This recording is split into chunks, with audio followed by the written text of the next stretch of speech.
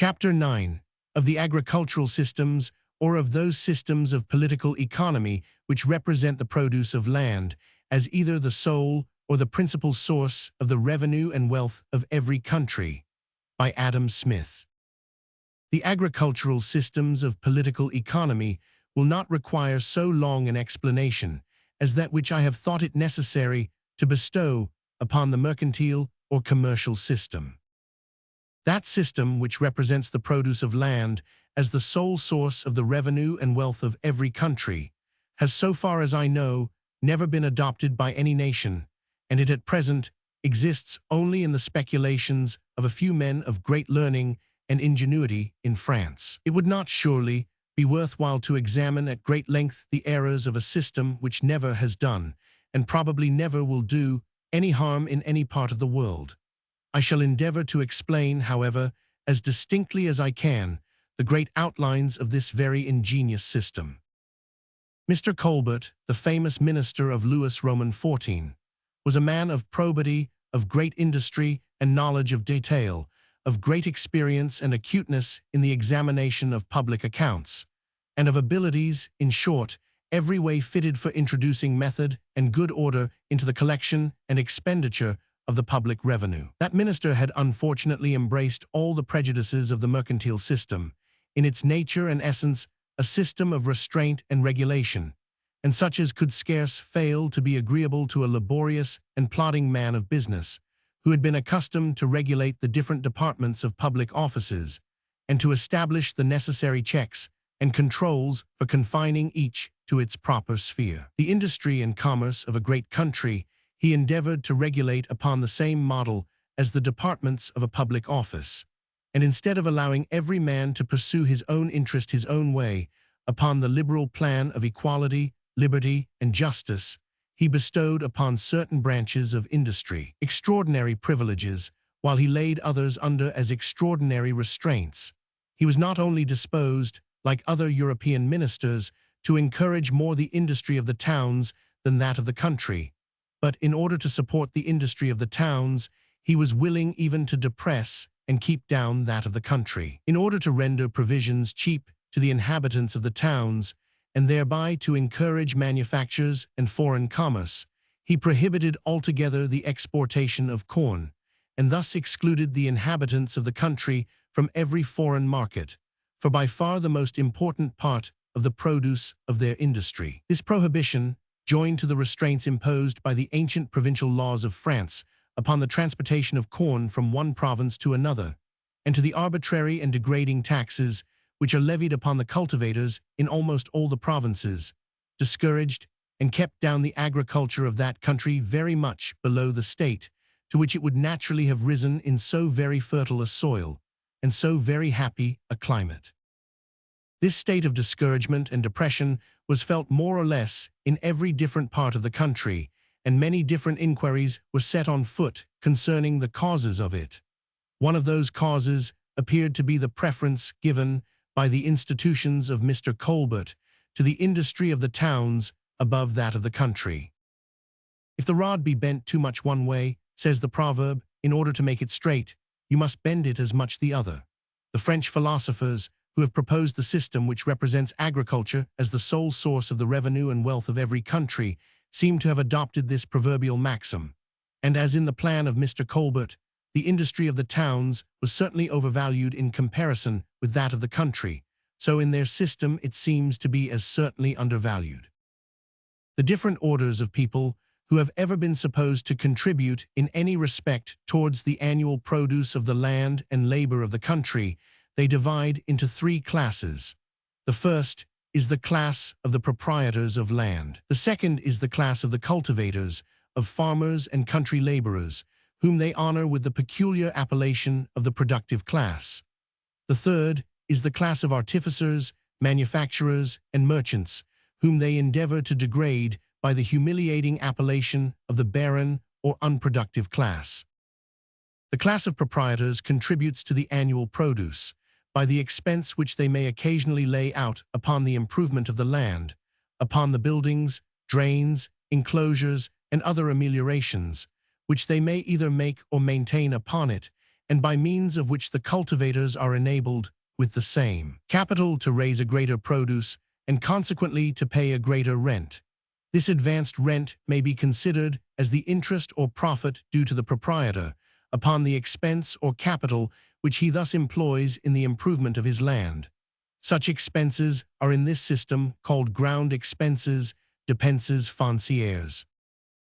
The cultivators or farmers contribute to the annual produce by what are in this system called the original and annual expenses, dépenses primitives, et dépenses annuelles, which they lay out upon the cultivation of the land. The original expenses consist in the instruments of husbandry, in the stock of cattle, in the seed, and in the maintenance of the farmer's family, servants, and cattle, during at least a great part of the first year of his occupancy, or till he can receive some return from the land. The annual expenses consist in the seed, in the wear and tear of instruments of husbandry, and in the annual maintenance of the farmer's servants and cattle, and of his family too, so far as any part of them can be considered as servants employed in cultivation. That part of the produce of the land which remains to him after paying the rent ought to be sufficient, first, to replace to him, within a reasonable time, at least during the term of his occupancy, the whole of his original expenses,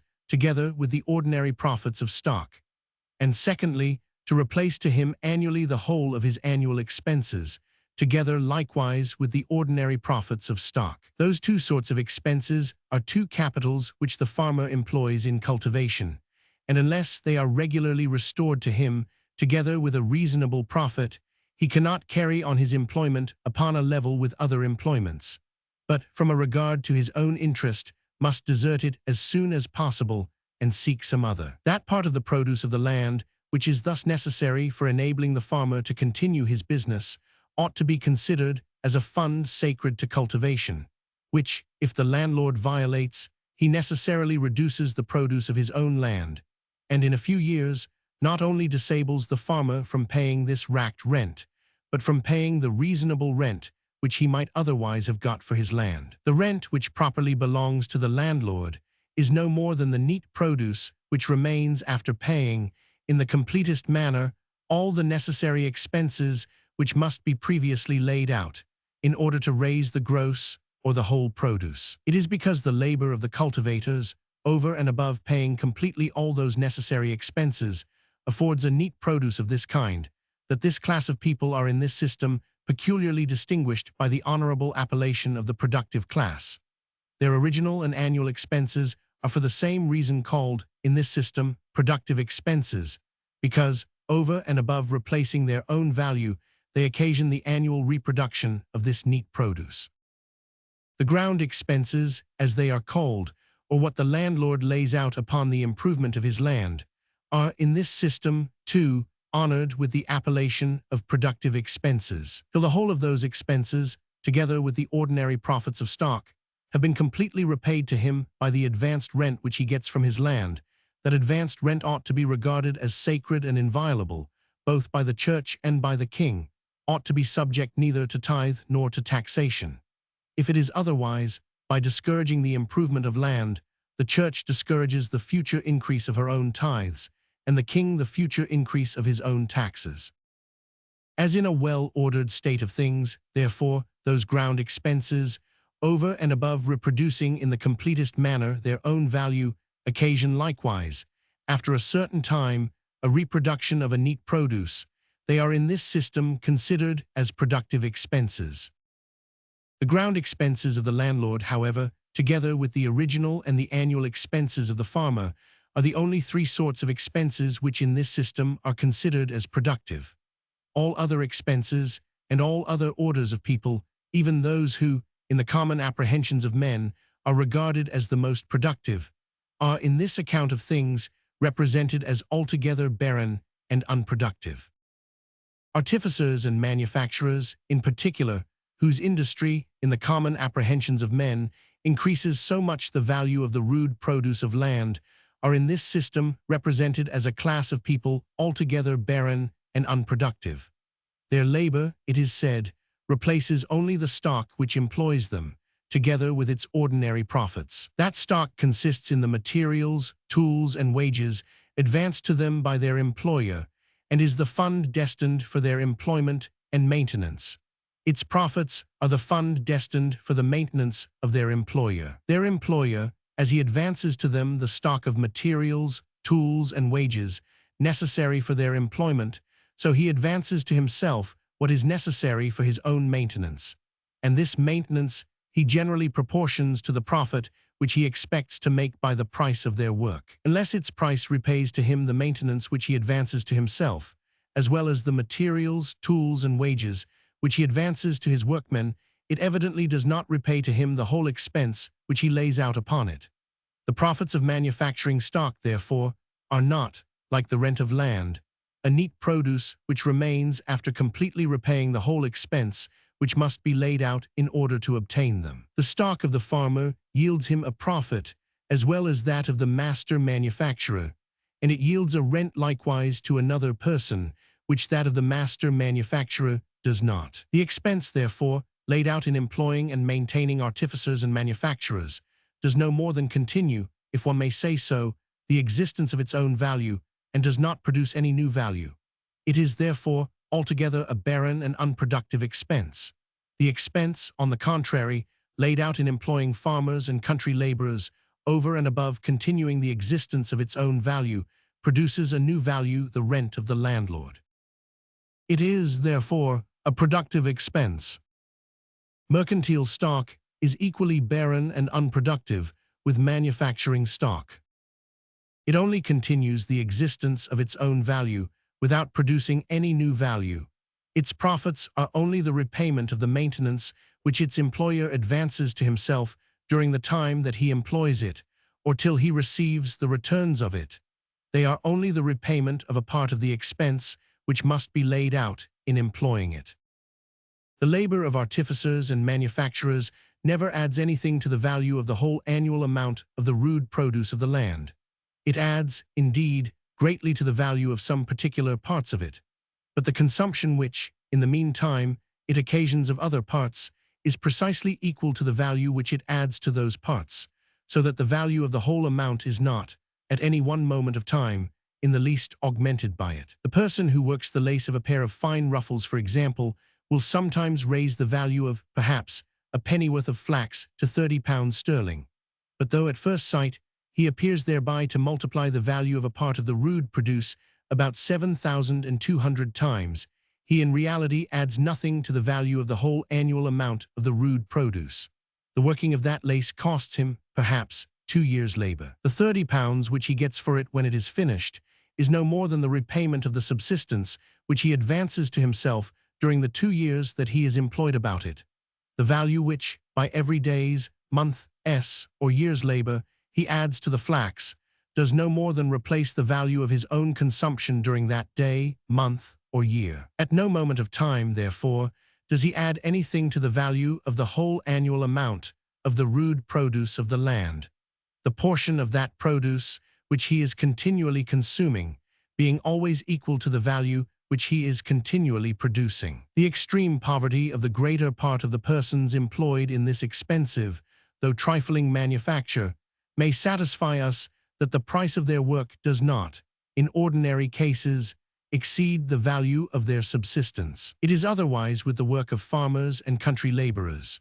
The rent of the landlord is a value which, in ordinary cases, it is continually producing over and above replacing, in the most complete manner, the whole consumption, the whole expense laid out upon the employment and maintenance both of the workmen and of their employer.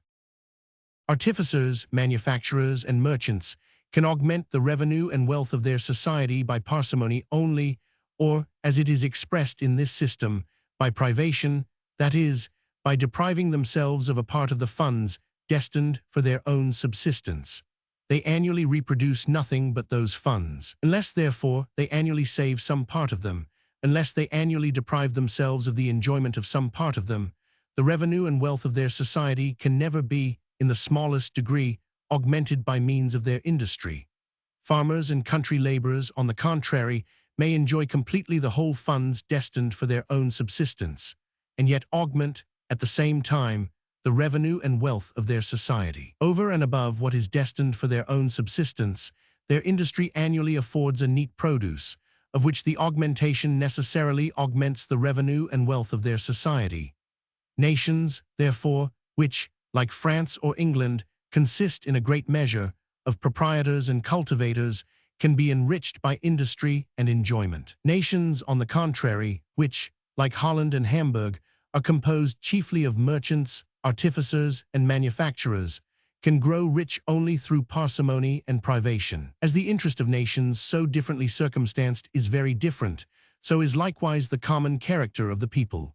In those of the former kind, liberality, frankness, and good fellowship naturally make a part of their common character. In the latter, narrowness, meanness, and a selfish disposition, averse to all social pleasure and enjoyment. The unproductive class, that of merchants, artificers, and manufacturers, is maintained and employed altogether at the expense of the two other classes, of that of proprietors and of that of cultivators. They furnish it both with the materials of its work and with the fund of its subsistence, with the corn and cattle which it consumes while it is employed about that work. The proprietors and cultivators finally pay both the wages of all the workmen of the unproductive class and the profits of all their employers. Those workmen and their employers are properly the servants of the proprietors and cultivators. They are only servants who work without doors, as menial servants work within. Both the one and the other, however, are equally maintained at the expense of the same masters. The labor of both is equally unproductive. It adds nothing to the value of the sum total of the rude produce of the land. Instead of increasing the value of that sum total, it is a charge and expense which must be paid out of it. The unproductive class, however, is not only useful, but greatly useful to the other two classes. By means of the industry of merchants, artificers, and manufacturers, the proprietors and cultivators can purchase both the foreign goods and the manufactured produce of their own country, which they have occasion for, with the produce of a much smaller quantity of their own labor than what they would be obliged to employ if they were to attempt, in an awkward and unskillful manner, either to import the one or to make the other for their own use. By means of the unproductive class, the cultivators are delivered from many cares, which would otherwise distract their attention from the cultivation of land. The superiority of produce, which in consequence of this undivided attention they are enabled to raise, is fully sufficient to pay the whole expense which the maintenance and employment of the unproductive class costs either the proprietors or themselves. The industry of merchants, artificers, and manufacturers, though in its own nature altogether unproductive, yet contributes in this manner indirectly to increase the produce of the land. It increases the productive powers of productive labor by leaving it at liberty to confine itself to its proper employment, the cultivation of land, and the plough goes frequently the easier and the better by means of the labor of the man whose business is most remote from the plough. It can never be the interest of the proprietors and cultivators to restrain or to discourage in any respect the industry of merchants, artificers, and manufacturers. The greater the liberty which this unproductive class enjoys, the greater will be the competition in all the different trades which compose it, and the cheaper will the other two classes be supplied, both with foreign goods and with the manufactured produce of their own country. It can never be the interest of the unproductive class to oppress the other two classes. It is the surplus produce of the land, or what remains after deducting the maintenance, first of the cultivators and afterwards of the proprietors, that maintains and employs the unproductive class. The greater this surplus, the greater must likewise be the maintenance and employment of that class. The establishment of perfect justice, of perfect liberty, and of perfect equality is the very simple secret which most effectually secures the highest degree of prosperity to all the three classes. The merchants, artificers, and manufacturers of those mercantile states, which, like Holland and Hamburg, consist chiefly of this unproductive class, are in the same manner maintained and employed altogether at the expense of the proprietors and cultivators of land. The only difference is that those proprietors and cultivators are, the greater part of them, placed at a most inconvenient distance from the merchants, artificers, and manufacturers, whom they supply with the materials of their work and the fund of their subsistence, are the inhabitants of other countries and the subjects of other governments. Such mercantile states, however, are not only useful, but greatly useful to the inhabitants of those other countries. They fill up, in some measure, a very important void, and supply the place of the merchants, artificers, and manufacturers, whom the inhabitants of those countries ought to find at home, but whom, from some defect in their policy, they do not find at home. It can never be the interest of those landed nations, if I may call them so, to discourage or distress the industry of such mercantile states, by imposing high duties upon their trade or upon the commodities which they furnish. Such duties, by rendering those commodities dearer, could serve only to sink the real value of the surplus produce of their own land, with which, or, what comes to the same thing, with the price of which those commodities are purchased. Such duties could only serve to discourage the increase of that surplus produce, and consequently the improvement and cultivation of their own land. The most effectual expedient, on the contrary, for raising the value of that surplus produce, for encouraging its increase, and consequently the improvement and cultivation of their own land, would be to allow the most perfect freedom to the trade of all such mercantile nations. This perfect freedom of trade would even be the most effectual expedient for supplying them, in due time, with all the artificers, manufacturers, and merchants whom they wanted at home, and for filling up, in the properest and most advantageous manner, that very important void which they felt there. The continual increase of the surplus produce of their land would, in due time, create a greater capital than what would be employed with the ordinary rate of profit in the improvement and cultivation of land,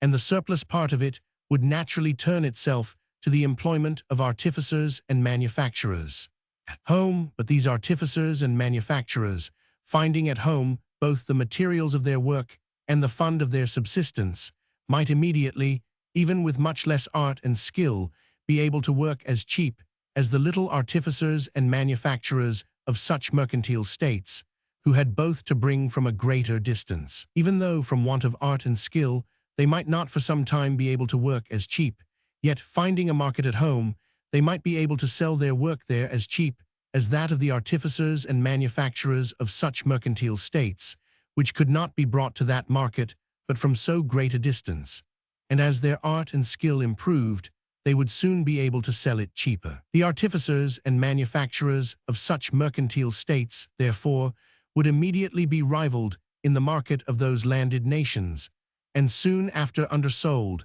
and justled out of it altogether. The cheapness of the manufactures of those landed nations, in consequence of the gradual improvements of art and skill, would, in due time, extend their sale beyond the home market, and carry them to many foreign markets, from which they would, in the same manner, gradually justle out many of the manufacturers of such mercantile nations. This continual increase, both of the rude and manufactured produce of those landed nations, would in due time create a greater capital than could, with the ordinary rate of profit, be employed either in agriculture or in manufactures. The surplus of this capital would naturally turn itself to foreign trade and be employed in exporting to foreign countries such parts of the rude and manufactured produce of its own country as exceeded the demand of the home market. In the exportation of the produce of their own country, the merchants of a landed nation would have an advantage of the same kind over those of mercantile nations, which its artificers and manufacturers had over the artificers and manufacturers of such nations, the advantage of finding at home that cargo and those stores and provisions which the others were obliged to seek for at a distance. With inferior art and skill in navigation, therefore, they would be able to sell that cargo as cheap in foreign markets as the merchants of such mercantile nations, and with equal art and skill they would be able to sell it cheaper. They would soon, therefore, rival those mercantile nations in this branch of foreign trade, and in due time would justle them out of it altogether.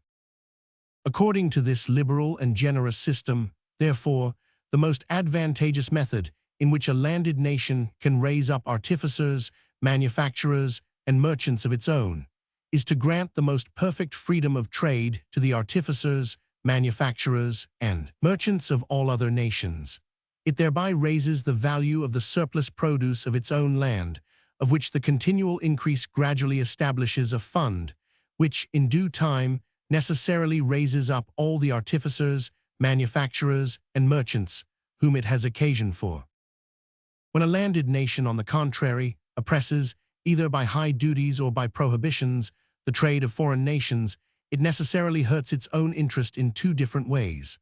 First, by raising the price of all foreign goods and of all sorts of manufactures, it necessarily sinks the real value of the surplus produce of its own land, with which, or what comes to the same thing, with the price of which, it purchases those foreign goods and manufactures. Secondly, by giving a sort of monopoly of the home market to its own merchants, artificers, and manufacturers, it raises the rate of mercantile and manufacturing profit in proportion to that of agricultural profit, and consequently either draws from agriculture a part of the capital which had before been employed in it, or hinders from going to it a part of what would otherwise have gone to it. This policy, therefore, discourages agriculture in two different ways. First, by sinking the real value of its produce and thereby lowering the rate of its profits, and secondly, by raising the rate of profit in all other employments. Agriculture is rendered less advantageous, and trade and manufactures more advantageous than they otherwise would be, and every man is tempted by his own interest to turn, as much as he can, both his capital and his industry from the former to the latter employments. Though by this oppressive policy, a landed nation should be able to raise up artificers, manufacturers, and merchants of its own, somewhat sooner than it could do by the freedom of trade, a matter, however, which is not a little doubtful, yet it would raise them up, if one may say so, prematurely, and before it was perfectly ripe for them. By raising up too hastily one species of industry, it would depress another, more valuable species of industry. By raising up too hastily a species of industry which duly replaces the stock which employs it, together with the ordinary profit, it would depress a species of industry which, over and above replacing that stock, with its profit, affords likewise a neat produce, a free rent to the landlord. It would depress productive labor, by encouraging too hastily that labor which is altogether barren and unproductive. In what manner, according to this system, the sum total of the annual produce of the land is distributed among the three classes above mentioned, and in what manner the labor of the unproductive class does no more than replace the value of its own consumption, without increasing in any respect the value of that sum total, is represented by Mr. Quesnay, the very ingenious and profound author of this system, in some arithmetical formularies. The first of these formularies, which by way of eminence he peculiarly distinguishes by the name of the economical table, represents the manner in which he supposes this distribution takes place in a state of the most perfect liberty, and therefore of the highest prosperity, in a state where the annual produce is such as to afford the greatest possible neat produce, and where each class enjoys its proper share of the whole annual produce. Some subsequent formularies represent the manner in which he supposes this distribution is made in different states of restraint and regulation, in which either the class of proprietors or the barren and unproductive class is more favored than the class of cultivators, and in which either the one or the other encroaches, more or less, upon the share which ought properly to belong to this productive class. Every such encroachment, every violation of that natural distribution, which the most perfect liberty would establish, must, according to this system, necessarily degrade, more or less, from one year to another, the value and sum total of the annual produce, and must necessarily occasion a gradual declension in the real wealth and revenue of the society, a declension of which the progress must be quicker or slower, according to the degree of this encroachment, according as that natural distribution, which the most perfect liberty would establish, is more or less violated. Those subsequent formularies represent the different degrees of declension, which, according to this system, correspond to the different degrees in which this natural distribution of things is violated. Some speculative physicians seem to have imagined that the health of the human body could be preserved only by a certain precise regimen of diet and exercise, of which the smallest violation, necessarily occasioned some degree of disease or disorder proportionate to the degree of the violation. Experience, however, would seem to show that the human body frequently preserves, to all appearance at least, the most perfect state of health under a vast variety of different regimens, even under some which are generally believed to be very far from being perfectly wholesome. But the healthful state of the human body, it would seem, contains in itself some unknown principle of preservation, capable either of preventing or of correcting, in many respects, the bad effects even of a very faulty regimen. Mr. Quesnay, who was himself a physician, and a very speculative physician, seems to have entertained a notion of the same kind concerning the political body,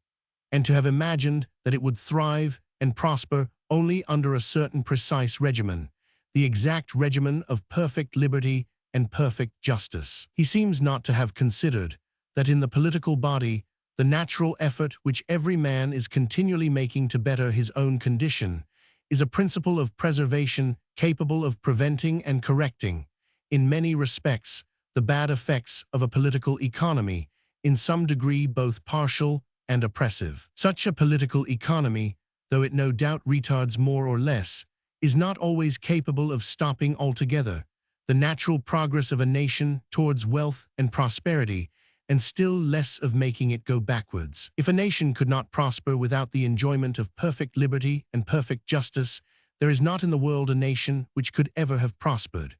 In the political body, however, the wisdom of nature has fortunately made ample provision for remedying many of the bad effects of the folly and injustice of man, in the same manner as it has done in the natural body, for remedying those of his sloth and intemperance. The capital error of this system, however, seems to lie in its representing the class of artificers, manufacturers, and merchants as altogether barren and unproductive. The following observations may serve to show the impropriety of this representation. First, this class, it is acknowledged, reproduces annually the value of its own annual consumption, and continues, at least, the existence of the stock or capital which maintains and employs it. But upon this account alone, the denomination of barren or unproductive should seem to be very improperly applied to it. We should not call a marriage barren or unproductive, though it produced only a son and a daughter to replace the father and mother, and though it did not increase the number of the human species, but only continued it as it was before. Farmers and country laborers, indeed, over and above the stock which maintains and employs them, reproduce annually a neat produce, a free rent to the landlord. As a marriage which affords 3 children is certainly more productive than one which affords only 2, so the labor of farmers and country laborers is certainly more productive than that of merchants, artificers, and manufacturers. The superior produce of the one class, however, does not render the other barren or unproductive. Secondly, it seems, on this account, altogether improper to consider artificers, manufacturers, and merchants in the same light as menial servants. The labor of menial servants does not continue the existence of the fund which maintains and employs them.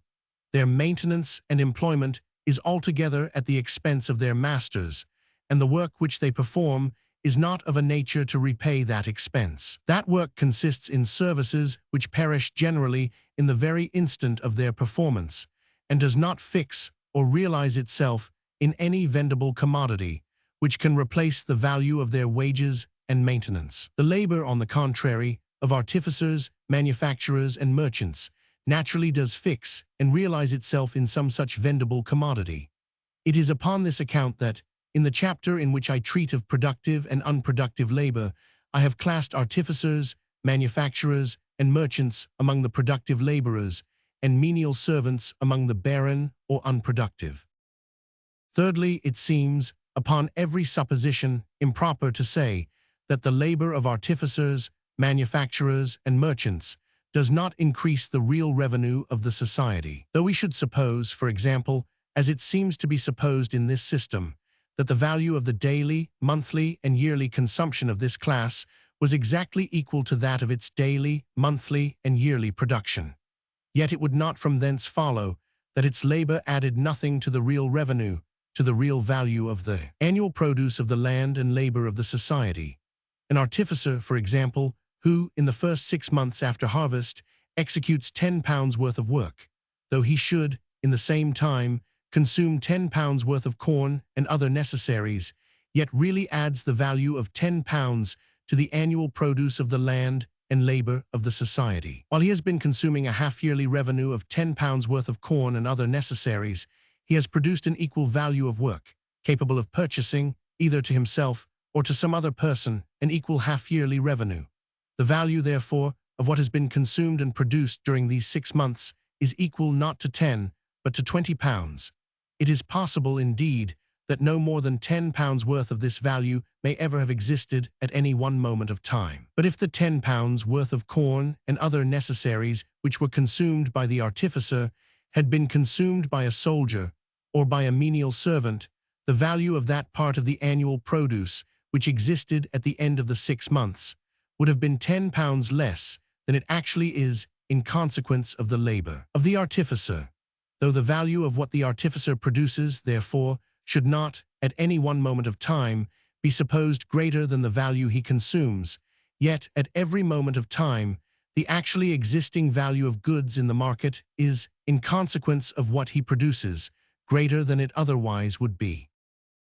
When the patrons of this system assert that the consumption of artificers, manufacturers, and merchants is equal to the value of what they produce, they probably mean no more than that their revenue or the fund destined for their consumption is equal to it. But if they had expressed themselves more accurately and only asserted that the revenue of this class was equal to the value of what they produced, it might readily have occurred to the reader that what would naturally be saved out of this revenue must necessarily increase more or less the real wealth of the society. In order, therefore, to make out something like an argument, it was necessary that they should express themselves as they have done. And this argument, even supposing things actually were as it seems to presume them to be, turns out to be a very inconclusive one.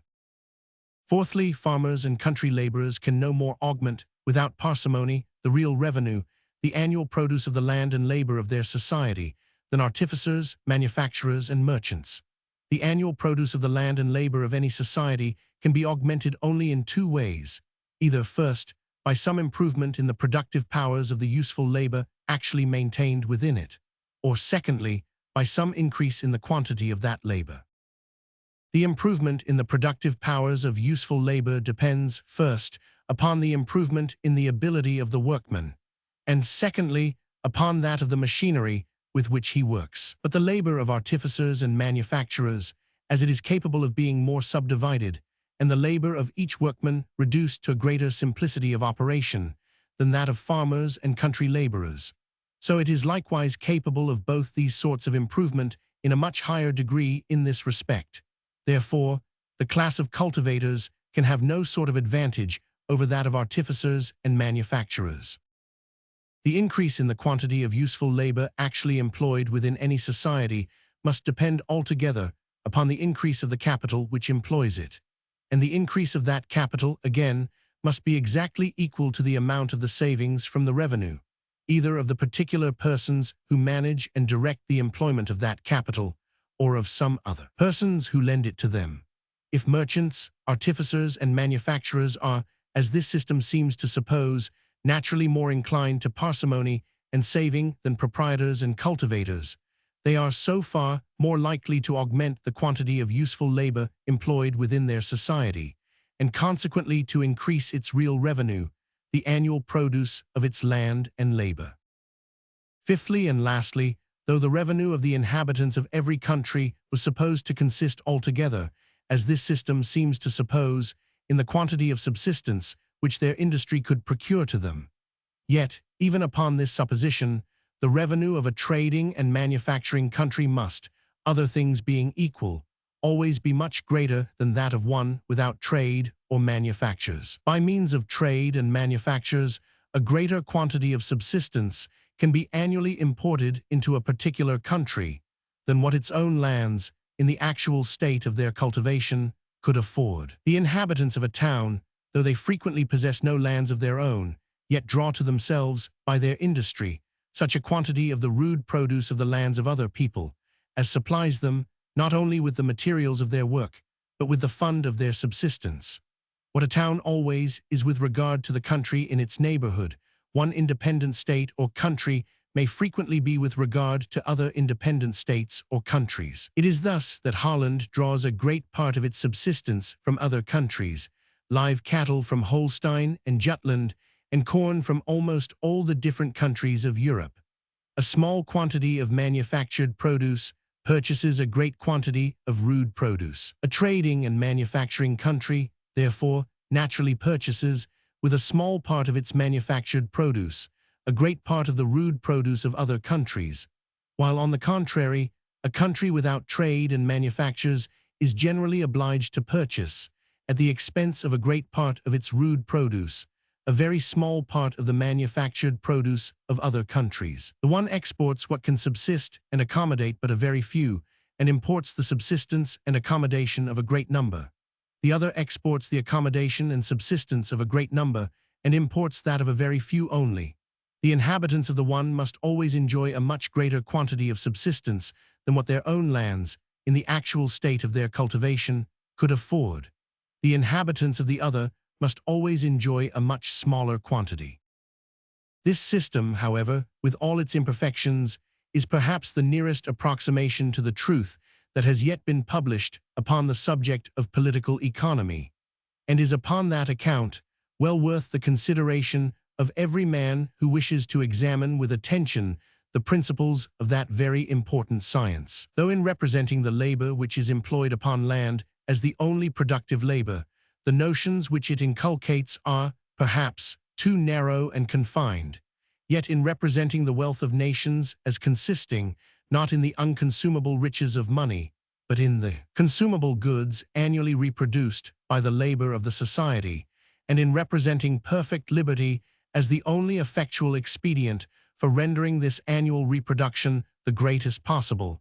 its doctrine seems to be in every respect as just as it is generous and liberal. Its followers are very numerous, and as men are fond of paradoxes and of appearing to understand what surpasses the comprehensions of ordinary people, the paradox which it maintains concerning the unproductive nature of manufacturing labor has not, perhaps, contributed a little to increase the number of its admirers. They have for some years past made a pretty considerable sect, distinguished in the French Republic of Letters by the name of the economists. Their works have certainly been of some service to their country, not only by bringing into general discussion many subjects which had never been well examined before, but by influencing, in some measure, the public administration in favor of agriculture.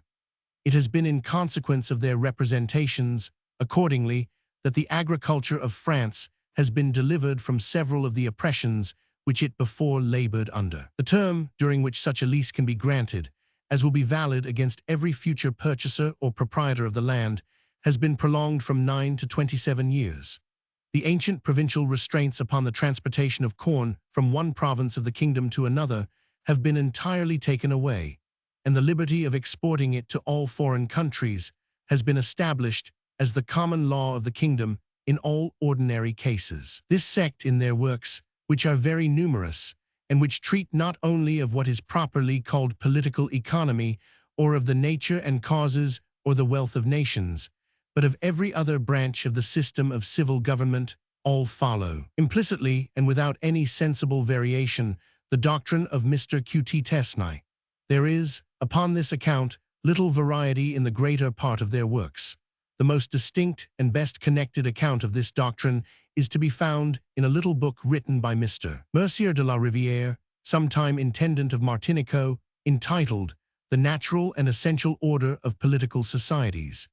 The admiration of this whole sect for their master, who was himself a man of the greatest modesty and simplicity, is not inferior to that of any of the ancient philosophers for the founders of their respective systems. There have been since the world began, says a very diligent and respectable author, the Marquis de Mirabeau, 3 great inventions which have principally given stability to political societies, independent of many other inventions which have enriched and adorned them. The first is the invention of writing, which alone gives human nature the power of transmitting, without alteration, its laws, its contracts, its annals, and its discoveries. The second is the invention of money, which binds together all the relations between civilized societies. The third is the economical table, the result of the other two, which completes them both by perfecting their object, the great discovery of our age, but of which our posterity will reap the benefit.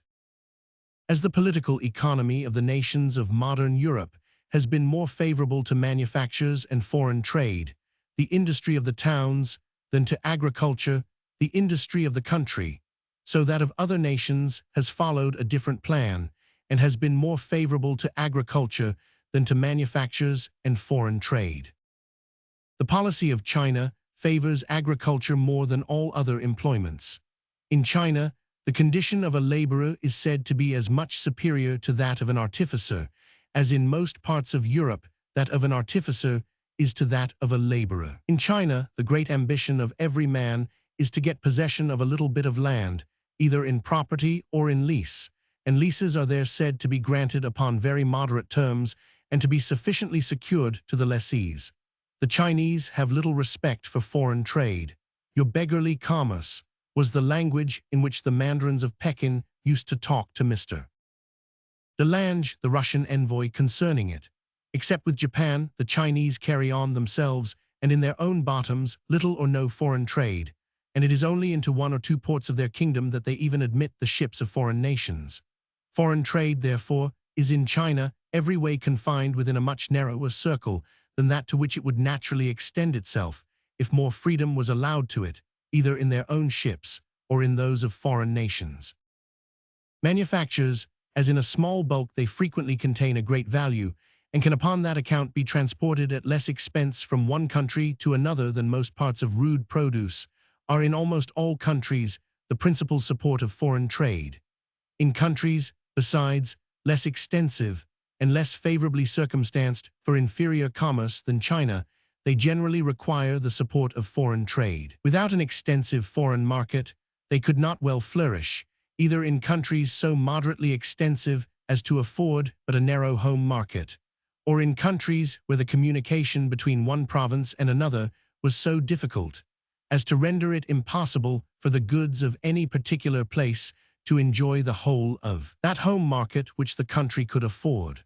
The perfection of manufacturing industry, it must be remembered, depends altogether upon the division of labor, and the degree to which the division of labor can be introduced into any manufacture is necessarily regulated, it has already been shewn, by the extent of the market. But the great extent of the Empire of China, the vast multitude of its inhabitants, the variety of climate, and consequently of productions in its different provinces, and the easy communication by means of water carriage between the greater part of them, render the home market of that country of so great extent as to be alone sufficient to support very great manufactures and to admit of very considerable subdivisions of labor.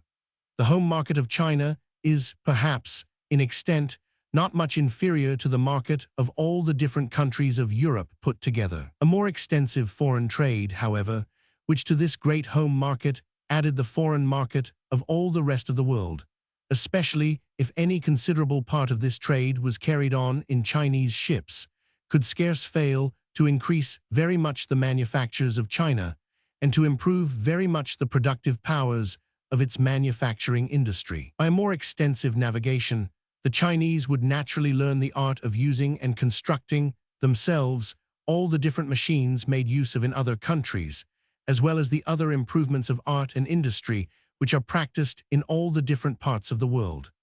Upon their present plan, they have little opportunity of improving themselves by the example of any other nation, except that of the Japanese.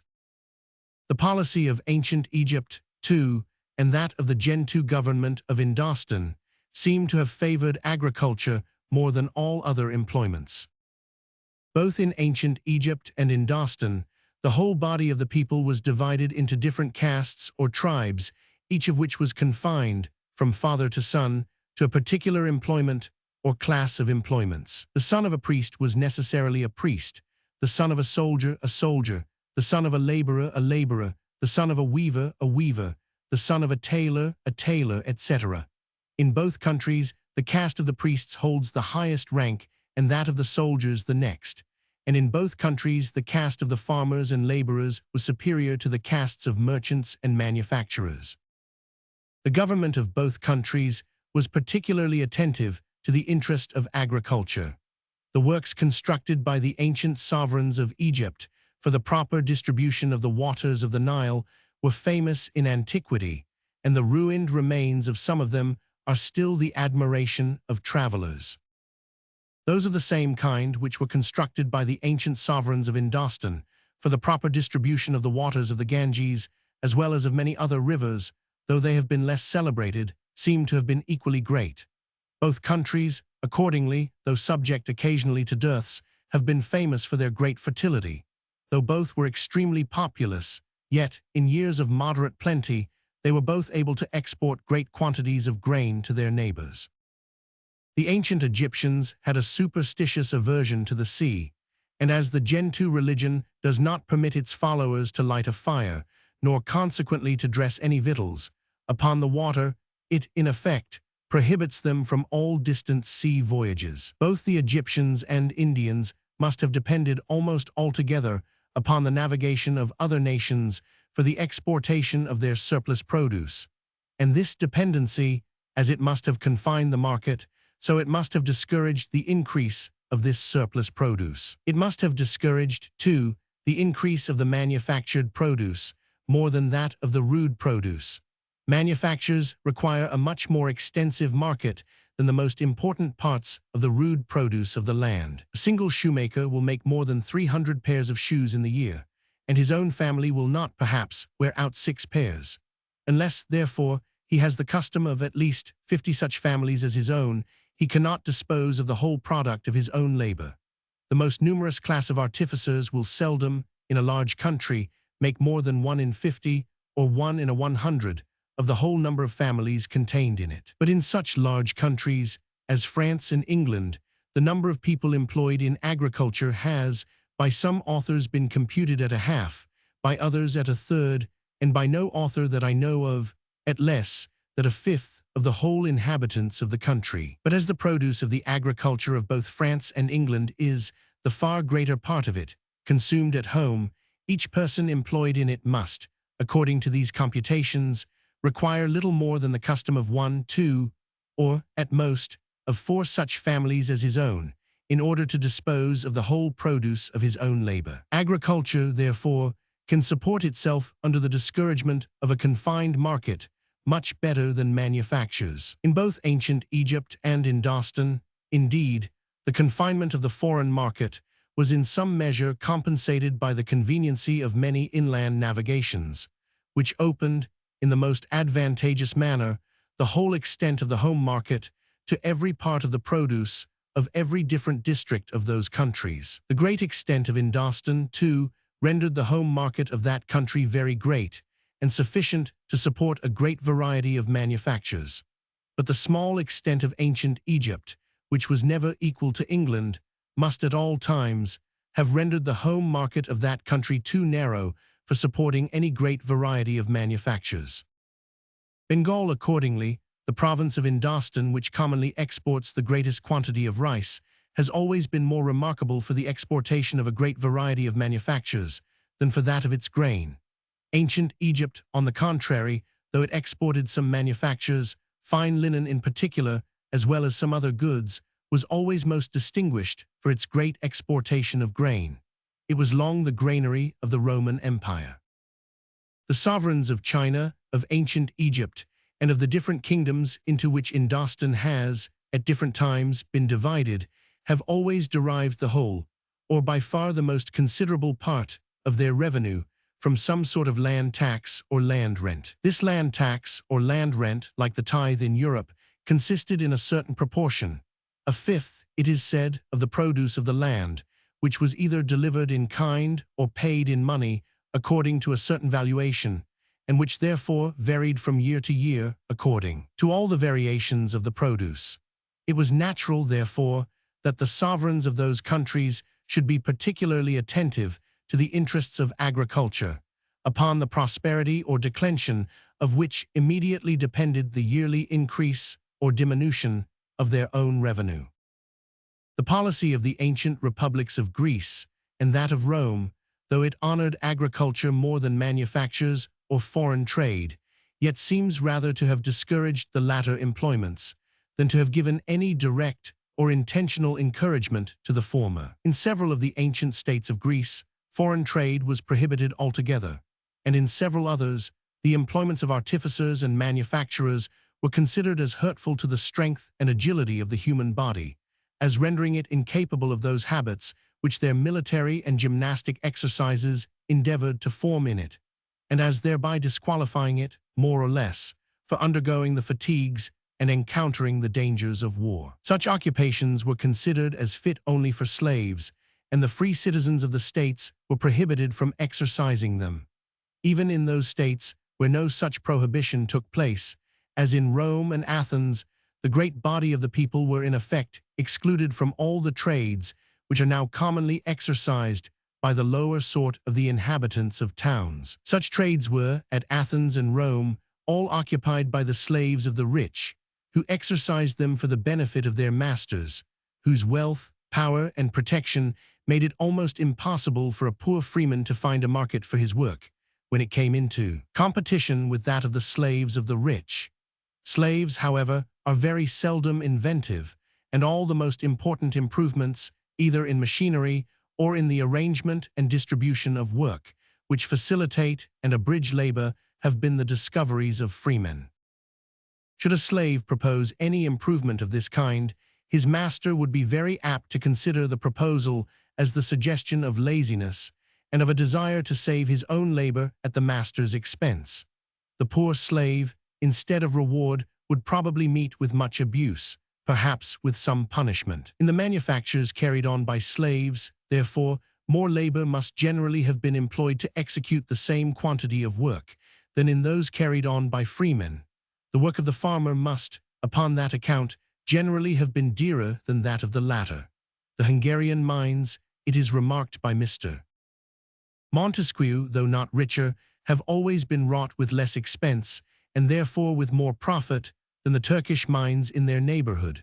The Turkish mines are wrought by slaves, and the arms of those slaves are the only machines which the Turks have ever thought of employing. The Hungarian mines are wrought by freemen, who employ a great deal of machinery, by which they facilitate and abridge their own labor. From the very little that is known about the price of manufactures in the times of the Greeks and Romans, it would appear that those of the finer sort were excessively dear. Silk sold for its weight in gold. It was not, indeed, in those times an European manufacture, and as it was all brought from the East Indies, the distance of the carriage may in some measure account for the greatness of the price. The price, however, which a lady, it is said, would sometimes pay for a piece of very fine linen seems to have been equally extravagant, and as linen was always either an European or at farthest an Egyptian manufacture, this high price can be accounted for only by the great expense of the labor which must have been employed about it, and the expense of this labor again could arise from nothing but the awkwardness of the machinery which is made use of. The price of fine woolens, too, though not quite so extravagant, seems, however, to have been much above that of the present times.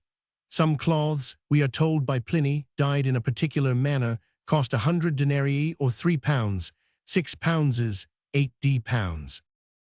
The pound weight. Others, dyed in another manner, cost 1,000 denarii the pound weight, or 33 pounds, 6 pounds, 8 pounds. The Roman pound, it must be remembered, contained only 12 of our avoirdupois ounces. This high price, indeed, seems to have been principally owing to the dye. But had not the cloths themselves been much dearer than any which are made in the present times, so very expensive a dye would not probably have been bestowed upon them.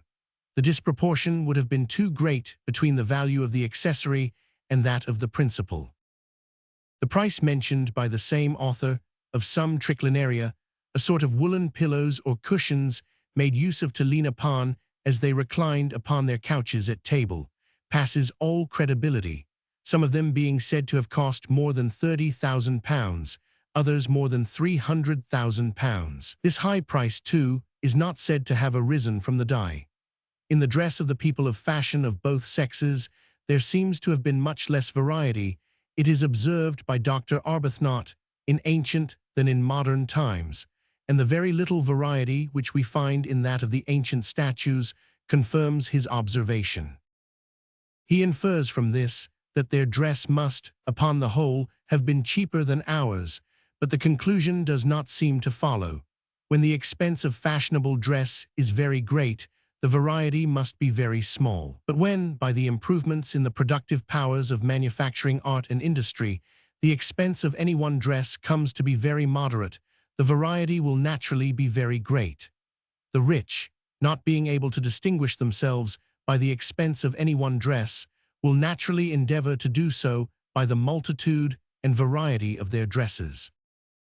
The greatest and most important branch of the commerce of every nation, it has already been observed, is that which is carried on between the inhabitants of the town and those of the country. The inhabitants of the town draw from the country the rude produce, which constitutes both the materials of their work and the fund of their subsistence, and they pay for this rude produce by sending back to the country a certain portion of it manufactured and prepared for immediate use.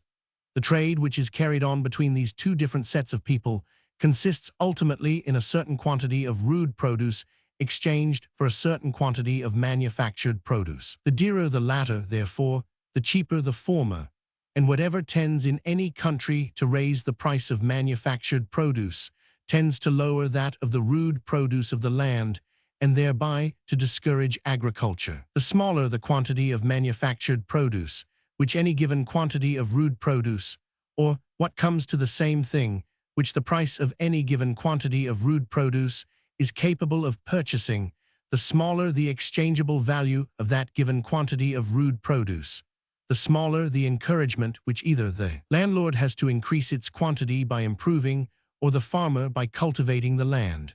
Whatever, besides, tends to diminish in any country the number of artificers and manufacturers, tends to diminish the home market, the most important of all markets, for the rude produce of the land, and thereby still further to discourage agriculture. Those systems, therefore, which preferring agriculture to all other employments, in order to promote it, impose restraints upon manufactures and foreign trade, act contrary to the very end which they propose, and indirectly discourage that very species of industry which they mean to promote. They are so far, perhaps, more inconsistent than even the mercantile system. That system, by encouraging manufactures and foreign trade more than agriculture, turns a certain portion of the capital of the society from supporting a more advantageous to support a less advantageous species of industry. But still it really, and in the end, encourages that species of industry which it means to promote. Those agricultural systems, on the contrary, really, and in the end, discourage their own favorite species of industry. It is thus that every system which endeavors, either by extraordinary encouragements to draw towards a particular species of industry a greater share of the capital of the society than what would naturally go to it, or by extraordinary restraints to force from a particular species of industry some share of the capital which would otherwise be employed in it, is, in reality, subversive of the great purpose which it means to promote. It retards, instead of accelerating the progress of the society towards real wealth and greatness, and diminishes, instead of increasing, the real value of the annual produce of its land and labor. All systems, either of preference or of restraint, therefore, being thus completely taken away, the obvious and simple system of natural liberty establishes itself of its own accord. Every man, as long as he does not violate the laws of justice, is left perfectly free to pursue his own interest his own way, and to bring both his industry and capital into competition with those of any other man or order of men. The sovereign is completely discharged from a duty, in the attempting to perform which he must always be exposed to innumerable delusions, and for the proper performance of which no human wisdom or knowledge could ever be sufficient, the duty of superintending the industry of private people and of directing it towards the employments most suitable to the interests of the society. According to the system of natural liberty, the sovereign has only 3 duties to attend to, 3 duties of great importance indeed, but plain and intelligible to common understandings. First, the duty of protecting the society from the violence and invasion of other independent societies. Secondly, the duty of protecting, as far as possible, every member of the society from the injustice or oppression of every other member of it, or the duty of establishing an exact administration of justice, and thirdly, the duty of erecting and maintaining certain public works and certain public institutions, which it can never be for the interest of any individual or small number of individuals to erect and maintain, because the profit could never repay the expense to any individual or small number of individuals, though it may frequently do much more than repay it to a great society. The proper performance of those several duties of the sovereign necessarily supposes a certain expense, and this expense again necessarily requires a certain revenue to support it. In the following book, therefore, I shall endeavor to explain first what are the necessary expenses of the sovereign or commonwealth, and which of those expenses ought to be defrayed by the general contribution of the whole society, and which of them by that of some particular part only, or of some particular members of the society. Secondly, what are the different methods in which the whole society may be made to contribute towards defraying the expenses incumbent on the whole society, and what are the principal advantages and inconveniencies of each of those methods, and thirdly, what are the reasons and causes which have induced almost all modern governments to mortgage some part of this revenue or to contract debts, and what have been the effects of those debts upon the real wealth, the annual produce of the land and labor of the society. The following book, therefore, will naturally be divided into 3 chapters. The 2 following accounts are subjoined in order to illustrate and confirm what is said in the 5th chapter of the 4th book concerning the tonnage bounty to the wit herring fishery. The reader, I believe, may depend upon the accuracy of both accounts. An account of buses fitted out in Scotland for 11 years, with the number of empty barrels carried out and the number of barrels of herrings caught, also the bounty, at a medium, on each barrel of sea srix and on each barrel when fully packed. Though the loss of duties upon herrings exported cannot, perhaps, properly be considered as bounty, that upon herrings entered for home consumption certainly may. An account of the quantity of foreign salt imported into Scotland and of Scotch salt delivered duty-free from the works there, for the fishery from the 5th of April to the 5th of April, with the medium of both for 1 year. It is to be observed that the bushel of foreign salt weighs 48 pounds, that of British weighs 56 pounds only.